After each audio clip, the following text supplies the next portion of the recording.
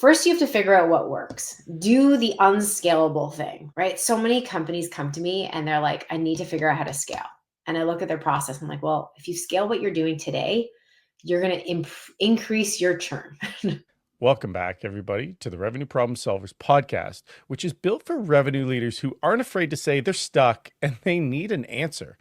I'm Karl Ortmans, and on today's episode, we're going to dive into the topic that I think most leaders that I talk to on a regular basis tell me about, and it's those two little letters that come together with one big topic: AI. Today's podcast is sponsored by the fantastic team at Virtual Causeway. Imagine your sales team spending less time chasing and more time closing because buyers actually know your name before that first call. Well, that's what Virtual Causeway does. They help B2B companies get found earlier in the buying process by the right people through the right channels that actually influence the decisions today. Well, the result of this is fewer cold calls, better conversations, and pipeline that moves faster. You can visit them at virtualcauseway.com, and don't forget to mention the show for a special rate. Now, my guest today is a person that I've known for a long time, and I'm excited to have this conversation. Julie Persofsky. Julie is the founder of Achieve Exponential Growth and is one of the earliest people in Canada to build a career in customer success before most companies knew that they needed it. She started a career in advertising in New York before moving back to Toronto, where she applied to Eloqua and got rejected not once or twice, but 3 times. And she told the hiring manager, look, I'm going to work here in some capacity, so you better give me a chance now, or I'm going to keep applying. And well, he hired her. That stubbornness turned out to be her whole career. At Influitive, she was employee number 7. She was the first non-technical hire and the first executive. She helped take the company from 0 to 10 million in ARR. And the whole time she was there, she consistently outsold the sales team from her existing customer base. Now, that's the thing about Julie. She's never really seen CS and revenue as separate conversations, but most companies treat customer success as a retention function, where she treats it as the most under-leveraged growth engine in the building. Julie, welcome to the podcast, and thank you for joining us. Thank you so much. I'm really excited to be here. It was so great to get your LinkedIn message and to reconnect with you. Me too. Julie and I our worlds have crossed paths in multiple times. And we actually worked together for a little bit of time at Level Jump Software with David. And that's how we got to know each other. But then it sort of expanded to say, oh, I'm actually have a relationship with 7 Shifts. And I also had one too, because Jordan is a friend and there was all these overlaps. It was pretty crazy how we've never met. Right? Yeah. Yeah. So, Julie, if you can maybe share with the audience, what industries or verticals do you work in today? What are the selling motions? Like, what size companies do you work with? My sweet spot is really, I want to say 0 to 10, 0 to 20. 0 is hard. They have no budget. But once you get to about, 500,000 in revenue, and I would say there's sort of 3 phases, right? There's the 0-ish to 1. Right? Mm-hmm. What do you do there? Like that $1 million ARR market rate is such a milestone for companies, and trying to get there is a feat. And what your go-to-market motion looks like to get to that point is very different than what you do to get from 1 to 10. And again, 10's that amazing milestone where now all of a sudden you're like, okay, I know exactly what works. I am now ready to turn up the dial and scale this thing and grow to 20, 30. Which is, again, then another milestone. So once you're at 30, there are bigger consultants who are going to go and do huge change management projects.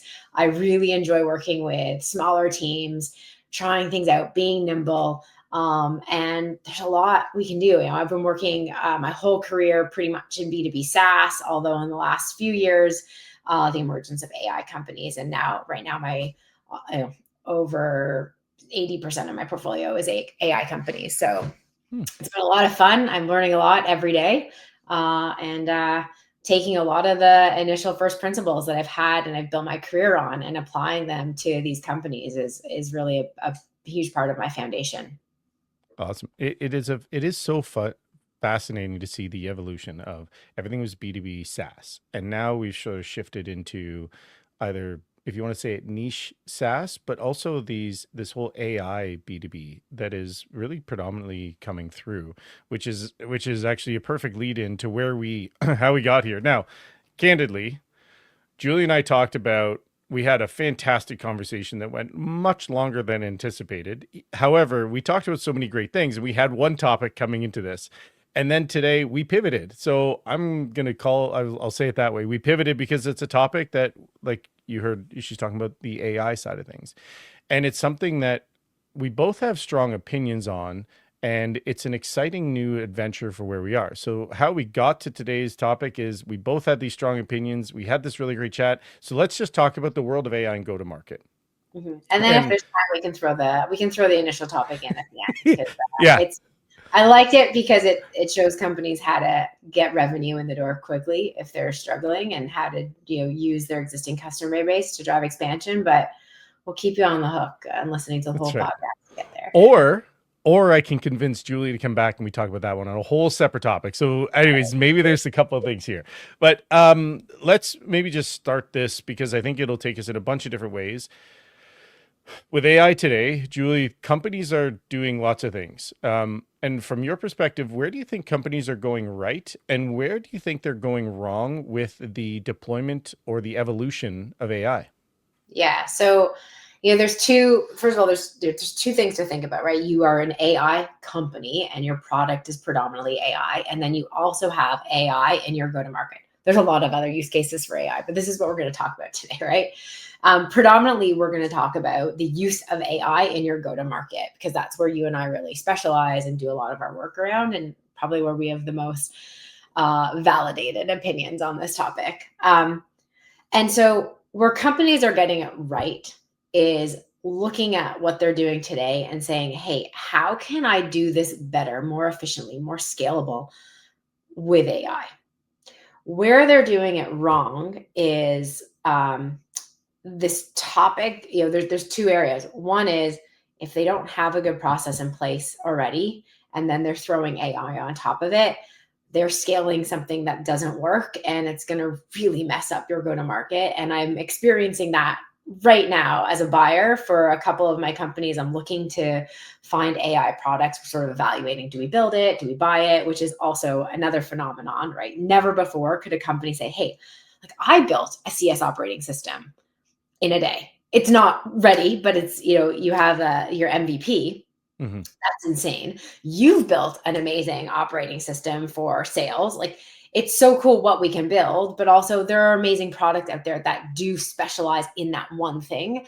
And so now I'm evaluating them. And as a buyer, these companies are relying so much on AI that it's very difficult to be a buyer. They're like, oh, it's hard. They don't have that built-in go-to-market motion. They actually don't know how to sell to me. They're not taking me through a process and making it easy for me to evaluate. And so I'm struggling as a buyer with these AI companies that don't have a properly established go-to-market motion. And the other thing is that I'm seeing, we have forgotten this element of being human in the age of AI. I was actually writing a LinkedIn post on this, but I ran out of time this morning, which is, this whole concept around our buyers are AI, our users are AI, are not AI, are human. And there's a lot that goes into consideration when we're trying to get these humans to actually use our products, buy our products, and use them. And if we don't consider that in our process, we are going to alienate them and make it harder for our customers to buy, use, renew, expand, all of the things we want them to do. Mm-hmm. I totally agree with you. And if we kind of look a little bit back in history, because history does repeat itself. And if you think of when the world of smartphones came in play, right? And so now you have that call intelligence where you could start to use, I'm going to use a call tree. Well, let's start to move you away so we humans don't have to take those standardized call, and we can get you in the right place. And then we saw the evolution of the really the broad usage of the internet. Well, now I can order something and I don't have to talk to anybody. I mean, Jeff Bezos has certainly made a little bit of money by doing what he's done with Amazon. And now we're shifting. So now we're shifting a little even further into the world of go to market with AI, because now these companies are able to use agents. And I know Jason Lemkin is sorry, even before Jason, if I talk about him, the other thing is like product-led growth really took off as a way of trying something out and not having to speak to a human.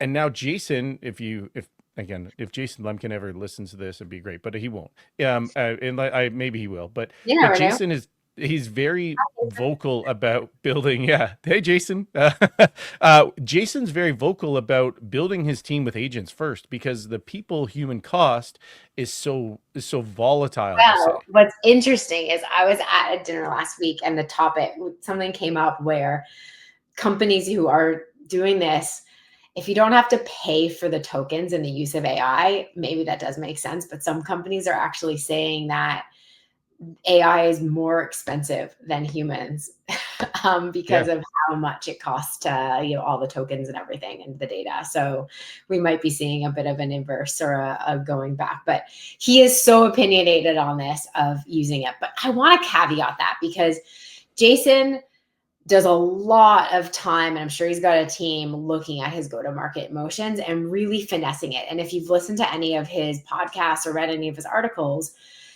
similar to other superstars in the AI go-to-market world, like Kyle Norton's another one of them. Mhm. Those teams have taken the go-to-market motion and dissected every single motion, conversation, metric to the not nth degree.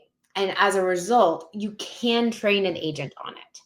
But unless you are that maniacally focused on all the small little details and aspects of it, you can't just throw an agent on it. And throwing an agent on something isn't going to fix it, isn't going to do it properly. You have to know exactly what needs to happen. And so this is the misconception, of all misconceptions in AI, that if you just say, hey, Bill, go do customer success for me, or go sell, or go be a BDR, that the agent is going to know how to do it. You have to train that agent. I'm working with a company right now that does sales AI agents for small SMB companies. It's great, but we constantly have to be training their customers to understand, it's like a sales rep. The difference is it's a sales rep that actually listens. So if you train, like you can't just throw a sales rep into the, into the bullpen and say, all right, go make your calls and expect them to hit their number. You have to train them. They need a ramp period. An AI agent needs the exact same amount of effort. You need to train it. It needs to ramp. It needs to learn. The difference is it actually follows your instructions and doesn't have that, variability, doesn't wake up on the wrong side of the bed. There's a lot of benefits to that, but you have to put in the time and the effort. And then you also have to look at the metrics, you have to evaluate it, and you need to retrain it. And I don't think a lot of people are willing or have the time to actually put that energy and effort and analysis into it. Mhm. And there's a few things that you said there, and if I can maybe just add a little of context, and then I'm sure we'll jump in. But the thing about the tokens, a friend of mine, he sent me this meme, and it was somebody really sweating, and the meme is CFOs realizing that their AI token budget is going to be higher than the salaries of the people that they fired or laid off, right? Yeah. And it's true, and so from a, I think that the world of AI and token and spend is going to be very complex for CFOs or finance people, because the question is, how do you predict it? And you and I were like, you were talking about like you building your platform, and I built reps using some vibe coding, and it's taken off to do some other things, but I built it using those tokens. Now I'm not a technical person. I kind of understand what I want it to be, but I can't physically sit down and write lines of code. That's just not my wheelhouse. And I know how much I spent in tokens, and I couldn't have told you, hey, you know what, this is going to cost me $1,000 for me to get this thing to the point I'm going to be. I would never have been able to tell you. So I think that world of now, that usage-based modeling is going to be so much more challenging for CFOs or finance people or even companies to go, okay, I got my hands around this. Yeah, but and also it's not even in their hands, right? It's because they've got all these people using it and not knowing. Like I built my go-to-market health check with Perplexity Computer. It was so much fun. Yeah. But I don't know, I think I went through 38 revisions of it and burnt all of my credits, had to buy new credits, but then I was in it, right? Now I control my budget. I am the one who paid for it. But in companies that have teams of people building these things, how are they going to control it? Mhm. That Agreed. is the benefit of going with a company that's built it already, because you don't have a lot of that variability, and they already have fine-tuned it and tested it out. And that, they have to deal with, fixing the issues. Mhm. And one of the things you talked about is that human side of things and how this comes together. There's a I took a course through Pavilion called AI and Go-to-Market, and actually that was my catalyst for building reps, and I'll say it that way because I really wanted to get the idea of I think one of the things that we're seeing is we want everybody to be AI fluent. Great. What does that mean? And how do you actually define that? And where are we allowing leaders and even people to try something? Because at the end of a month, at the end of a quarter, at the end of the year, we all have specific targets and goals that we have to achieve. And are we allowing our companies allowing their employees to create time and space to be able to do some tinkering, going, hey, this is where I'm going to use AI and I can become more fluent with it and I can learn it and etc. I think that there's a little bit of a gap, and I'm not sure we're going to be solving that just as of yet. But in that AI course, there was one of my teammates in my cohort. He's a RevOp. He was in RevOps, and he's telling us he joined a call and he was like super upset. And we asked him like, "What's going on?" He goes, "My CEO's all over me." And we said, "Okay, well, what's going on?" He said, "Well, our CEO decided to use OpenClaw and he gave it full read write access to their entire every system that they have. And so the CEO is calling me saying, why is this header being updated to language that we actually don't even use or know?" And he's like, "I don't know." And so he got the RevOps guy, he got a lot of pressure from a CEO saying, "Well, you have to fix it." And he said, "Well, OpenClaw doesn't do revision control. I can't just go back because it's trying to make the right decision constantly and overwriting itself." So he was like, "I don't even know what to do." So in the world of AI, and as of all the things we're talking about, how do we start? Like, are you seeing this challenge with other companies you're talking about of like, I need to figure out the AI revision control and I need to have it documented because I'm moving so fast and I'm not sure where it breaks? I mean, that in and of itself is, you know, a huge, question mark, I would say. I don't know if it's safe enough to give, these AI products full access and control over, like, I would say no, based on that story, right? I'm Yeah. hesitant to, do I connect it to call recording? I mean, that seems pretty simple and safe, but to give it full access of my website, even when I was built, one of the reasons why I went through all of those revisions on the go to market health check is because when I went to launch it, all of a sudden everything had changed. And I was like, what happened? And actually, I'm confused because Perplexity did know that it made changes. And I was like, oh, you're right. Good catch. You made all these random changes. And it did go back to the original one. Mhm. So I'm not sure why anyways, that's not necessarily my wheelhouse on the revisionist history and giving it full access. That's really aggressive. Have a CEO do that. And then you say, oh, I messed up. Go fix it. But it's so powerful and it can do so much at the same time. It's still making tons of errors. And if you give it a lot of power and control, you lose that control Mhm. of those changes and what it can do. So I would say it's a really big question mark right now. And it's easy enough to be super dangerous. So I agree with you. And there's a couple of things I would say. The one that that I've talked to many people about is this notion of the AI sandwich. And I don't know if I even said it to you, but the AI sandwich is the human tells AI what it wants to achieve, and then the AI goes and does it, and the human has to validate whether it's correct or not. And I 100%. think and I think that that's a really good way of approaching it because we're still learning a lot. Like this whole playbook is dropped in our laps to everybody at the same time, and we have people saying they're AI experts, and things continuously change. Look at last year, I had Roy Hartuv on, and he talked about this. We were talking about pricing models. And do you have any idea how many times OpenAI changed their pricing model last year, or even Salesforce? Do you know how many times they changed their pricing models last year alone? No. It was 18 times that they changed their pricing model because they're trying Right. to figure this out. What does it mean and how do you do it? But I say that just as a little bit of context because when we start to think about making it make sense, I think there's a evolution of data structure that is going to be so important for companies in their data lakes so that the AI or the LLM of choice can actually take that, make the right decision, and tell you, hey, this is what I found, or this is what I'm doing. So I think that there's something with the data structure where we need to be paying attention to. And I've asked this question to some others, and I don't know if you have an opinion on this, especially on like the right or wrong, but do you see an AI officer role coming into a company? And if Yeah, so, so another topic, like there aren't any boards today with an AI expert to help, especially larger public companies. Like, how are they using AI? Is it safe? Is it controlled?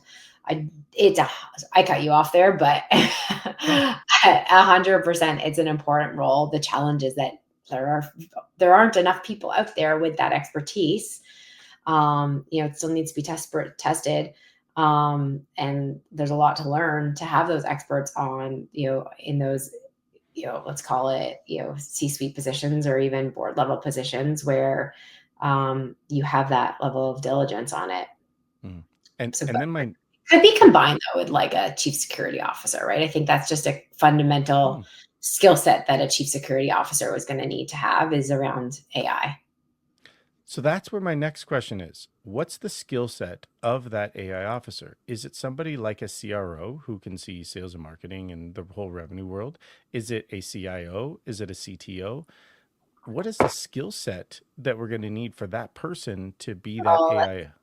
well, I think this just goes to define what an AI officer is, right? So is it around security? Is it, we talk about centralized versus fragmented AI and how a company is delivering it and what its purpose is. I don't think you need an AI officer to go and build go to market processes and functions. That's the world of RevOps. And I don't think it will change. I think it's going to change in that RevOps people need to have an AI lens. Mhm. Um, and so going there, hey, I want to make sure that, I think you and I share the same thing, that people can take tangible things out of our conversations and go apply them. I want to scale it back a little bit. I think we've gone a little theoretical Yeah. here. Yeah, We're like that AI officers. Let's I scale it agree. back a bit more. And we talked a little bit about the age of being human in AI, and I think we skimmed over that. But I'm seeing a lot of challenges in this where um, and I saw this before AI. If it's okay, I just want to share some of my Yeah, thoughts. please. What I'm seeing is, a couple of years ago, right? AI probably existed in the back end, but it wasn't in the forefront. Not every single company was using it. And I would look at go to market processes, and I'll specifically talk about the world of customer success and onboarding. So companies are often, they make all these amazing, impact promises. Okay, we're going to save you time. We're going to save you money. We're going to de-risk all these incredible things. But onboarding is always labor intensive. It is going to take the most amount of time to get this product to fruition. So your end user is the person whose time you're saving is now having to spend a lot more time to get it to work. Mhm. And if your process is really boring and manual, and a lot of people are coming to work, they're doing their day job, they're unappreciated, they have a ton on their plate. How are they going to prioritize it? And maybe this is just front and center because I have a lot of customers right now who are having usage and adoption challenges. They sell their product, sales did their job, and we're now in onboarding, and they're seeing maybe their POC doesn't convert. Maybe they bought 1,000 licenses and only 400 are being, utilized because they're not getting the adoption. Why is that? Okay, so you could say, hey, we need to be more efficient. Let's throw AI at it. Let's create a better, more streamlined process that is less labor intensive for us. But that's not the answer. We have to scale it back and actually say, how can we be more human in this?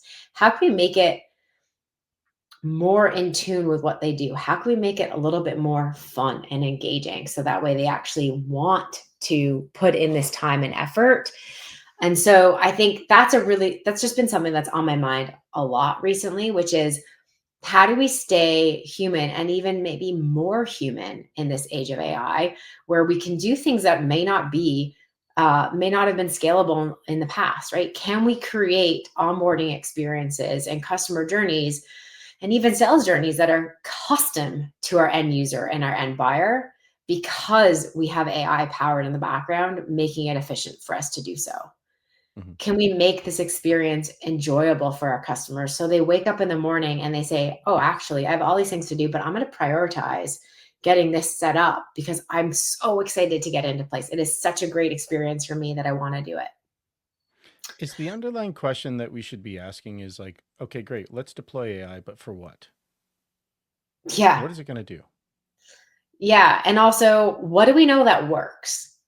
And Mm, so, this hasn't changed, right? This is how I've been working with companies for the last decade is first you have to figure out what works. Do the unscalable thing, right? So many companies come to me and they're like, I need to figure out how to scale.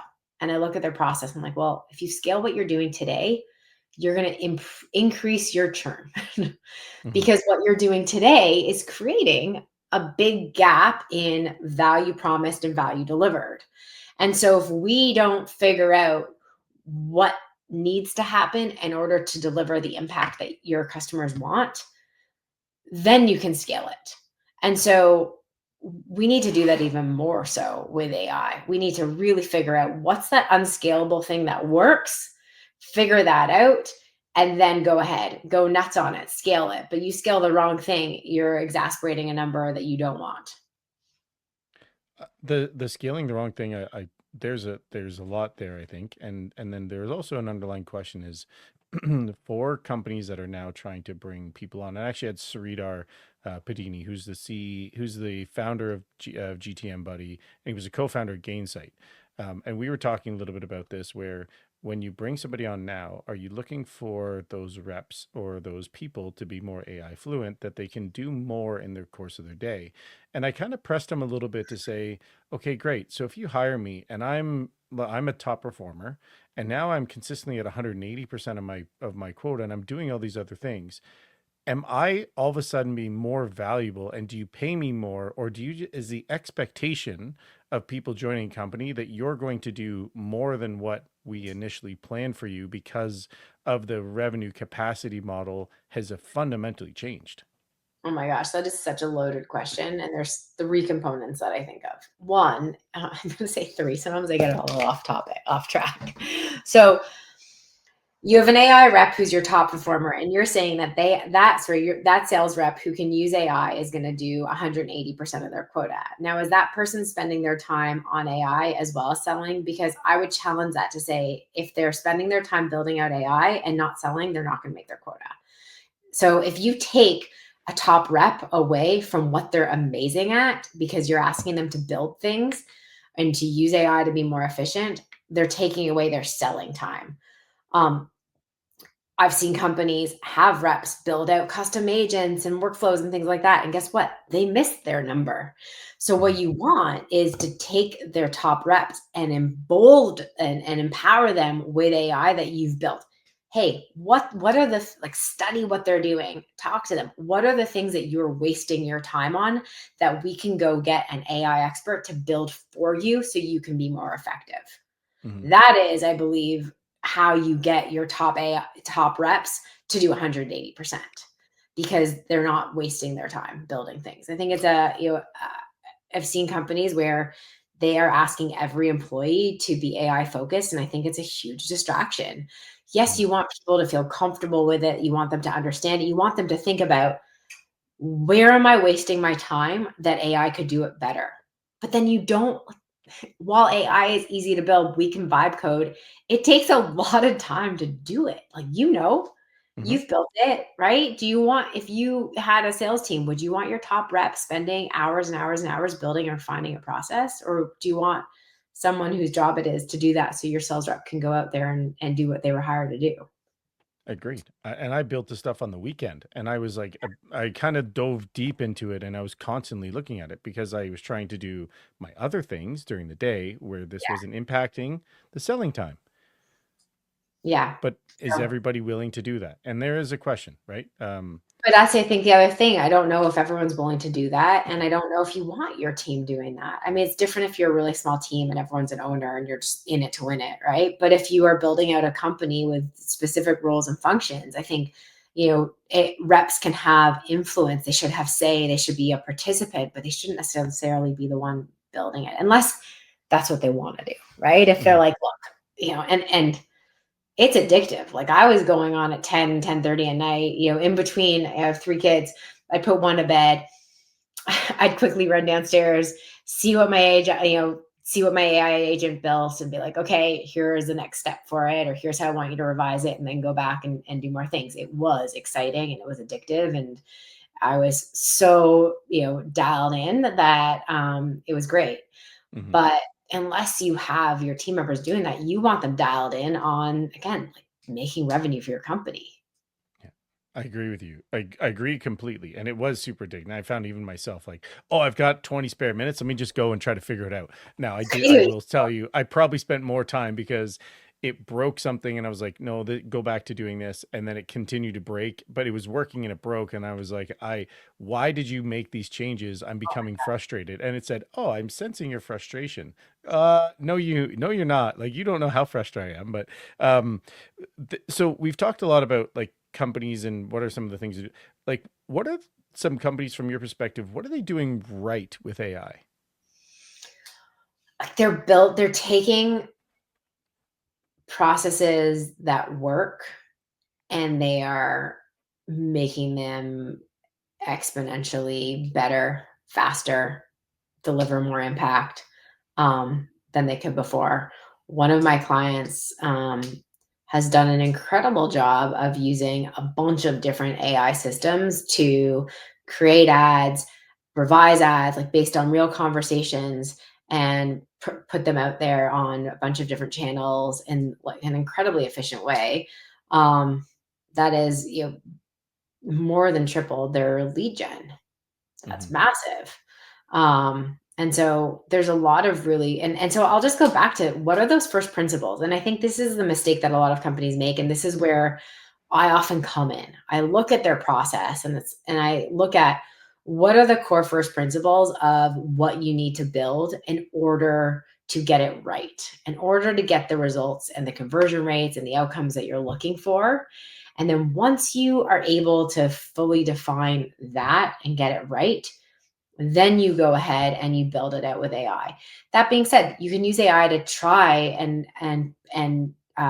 do various versions of things. It's going to Hmm. make you a lot faster at that, but ultimately, unless you know what you need to do first. And it can give good advice, right? Hey, I'm struggling with this thing. What are some things I'm not thinking about, right? Like use it as your thought partner, but don't go and build a new go to market, motion without fully understanding what's going to work in the first place. Hmm. But things like understanding your ICP, building out personas, like those are great initial uses of AI where it's not about creating an efficient, scalable process. It's about putting in the foundational core elements that you're going to weave into that.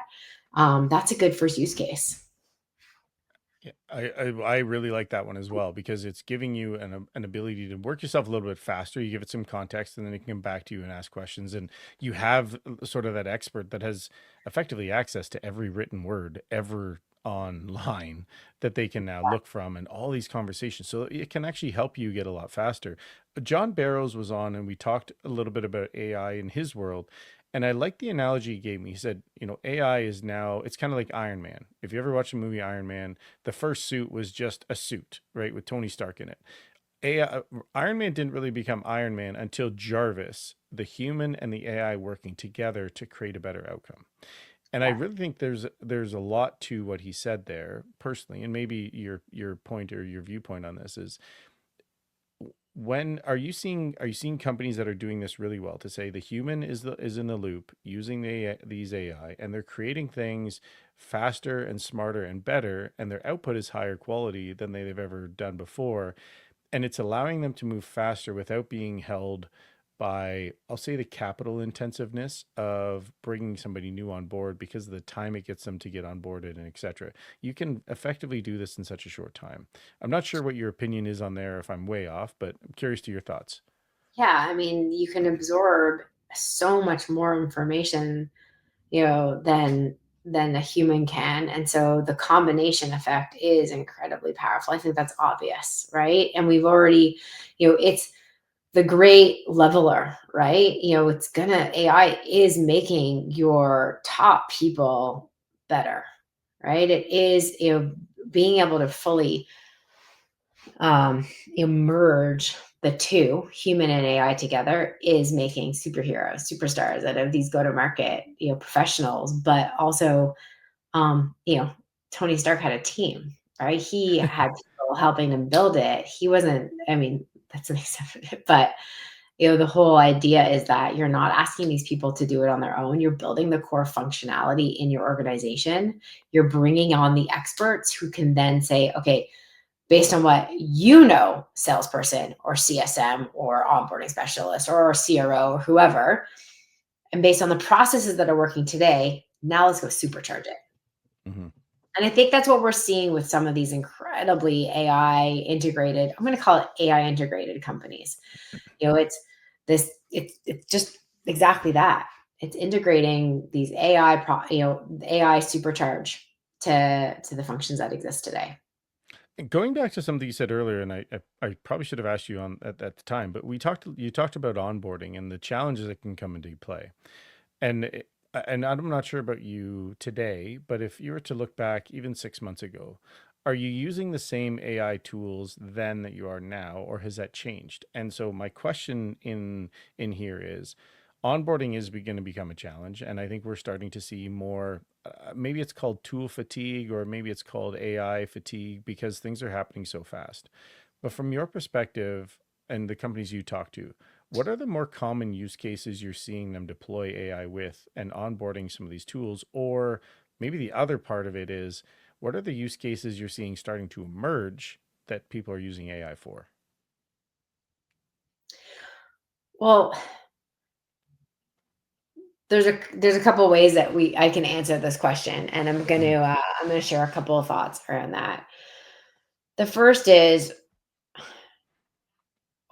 something I said earlier around customizing it. So AI can customize, understanding who your ICP is. So, if you understand this is how my ICP, like this particular ICP, needs to use the product. This is the I'm gonna, if this is the impact they're looking to deliver, you can customize all of your communications with AI to make it relevant to that end user. That's really powerful. That is unscalable without AI.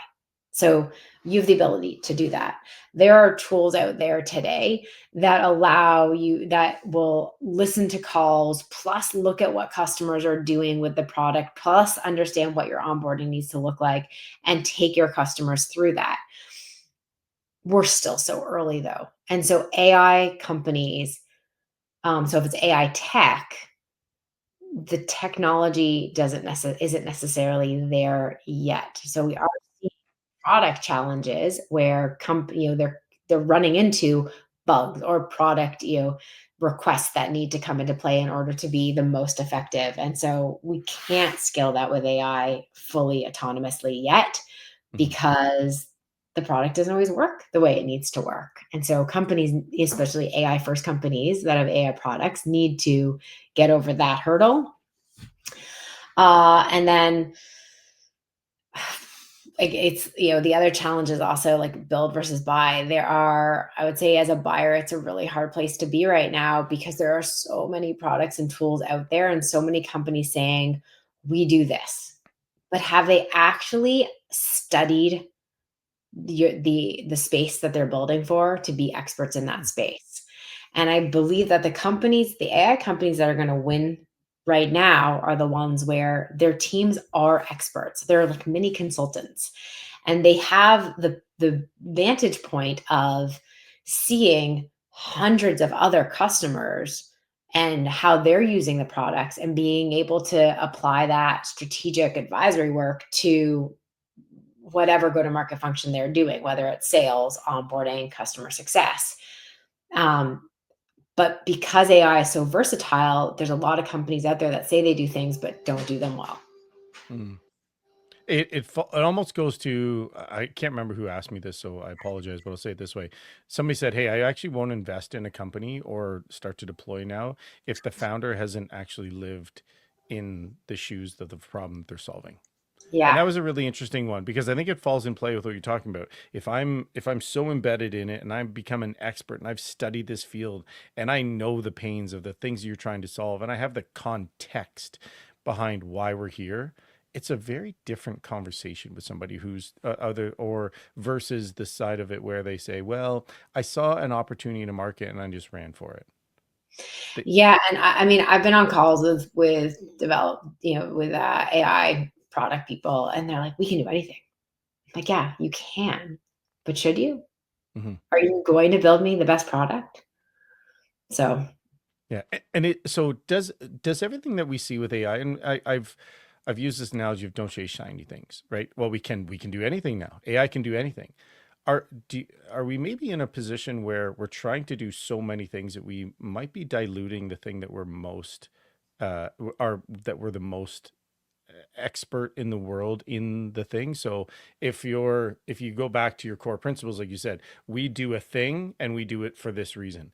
Are we maybe losing a little bit of that because we go, well, we can do all these different things and we're trying to adapt to everybody versus just being so core in, like, as the comment is, riches are in the niches. yeah, I think those are the companies that we're going to see emerge as being the most successful. And if you're on go to market today, really consider that. Where is the area that you are the expert in that you can really shine? Because there is obviously this fear. Hey, am I going to be, laid off because my job is taken over by AI? Am I going to become redundant? And we can't forget about that human to human connection. Now, I will say that um, having a really great experience and conversation with AI is I love it. It's so refreshing. I would almost prefer it over a human Mm. because I'll just go back to training, right? So a well-trained AI, is exactly that. It knows exactly how to listen, how to do all of the core concepts that I do in training. So when I'm working with a team, it's active listening and then responding in a way that is reactive to what they just said. And the challenge with newer, more junior employees is that they're so focused on the script or what they need to say. They don't listen and then they just respond however they want to say. That is so frustrating, right? And so AI is doing a better job at listening and then responding in a relevant way. Now, can it actually take it to the next step? And there are some companies that are doing it incredibly well. And there are still companies that are living in a decade ago, like all the telecom and the airlines, and they need to, I'm probably most excited to see how AI is going to help, up level all of those agents because those experiences are incredibly frustrating. The non-tech industries that are now deploying this incredible new technology are the ones that I think can actually make the biggest change in their business because they'll be able to do more and they're going to step out because as I'm sure you've seen it, the moment you step foot out of tech, the world changes in terms Mhm. of processes and systems and structure. So it's a really But interesting thing. also, you are just going to see humans that need to be better trained to deal with the outliers, to deal with the more complicated situations, and to deal with the situations where a human to human empathy needs to exist. And you're not going to get that right now, Yeah. at least with AI. And so you can get part of the way there. You can get further because you can train more efficiently, but can you make that right connection that you need to make and be able to adapt the way you need to adapt? And I would say, that's what you're not going to get, and that's where experience matters. Yeah. And on the experience side, do you think empathy is going to become, or empathy, or even some of those soft skills of the humanistic side, do you think that's going to be, or I don't know, maybe you're seeing it now, are those actually going to become more important to companies as they get going? I think they've always been really important, but you can't rely too heavily on it because then you forget about the business aspect of it. So, I work a lot in CS and one of their special skills and probably the reason they go into CS over sales is because they are very empathetic and supportive humans and compassionate. But one of the things that I'm often hired to do is to take these incredibly, compassionate and empathetic people and help them become more commercially minded. And there's real power in that. The first thing I say to anyone in CS when I'm training them is say, think about the salesperson that made you not want to become a salesperson. And every single person, has one of those people in mind. And then I'd say, now think of the best salesperson you've ever worked with before, and think about the qualities that they possess as humans. And it is compassion. They're helping me solve problems. They're delivering impact. They genuinely care. That is what someone in customer success does. And then if you teach them how to sell from that vantage point, they're incredible. That's why I've outsold sales teams. And that's why my teams have outsold the sales team, because we come at it from a perspective of, oh, you're trying to solve for this. Now let's go solve it here. Here's how to do it. Let me inspire you. Let me tell you those amazing stories about customers who are using our product in these ways that you haven't even considered. So you get customers to say, oh my gosh, that's amazing. How do I get that? Oh, you upgrade, right? Customers, I always say, when a customer comes to you and they want to leave, that's an opportunity to upsell, because that means that they probably haven't bought the product that they need. Mm-hmm. Maybe there's functionality that they haven't considered that we just need to help them realize that more utilization, more aspects of the product that they could use could even deliver more of an impact. All I'm in my, as you were saying that, I totally agree. And all I can think of is Jay Bear and him talking about the difference between selling and helping is 2 letters. And then his next book of the hug your haters, the ones that are ready to leave because they've taken it to the nth step and they're like, I can't seem to make it work, are typically your best customers. So those are the two things that sort of come in to reinforce what you're saying, I think. I'll never forget, very early on in my days of Eloqua, that job that I got rejected from several times. I had a customer who was screaming at me on a Friday afternoon, like screaming, so angry. He'd been passed over to so many people. I was the last person I had now been transferred to me.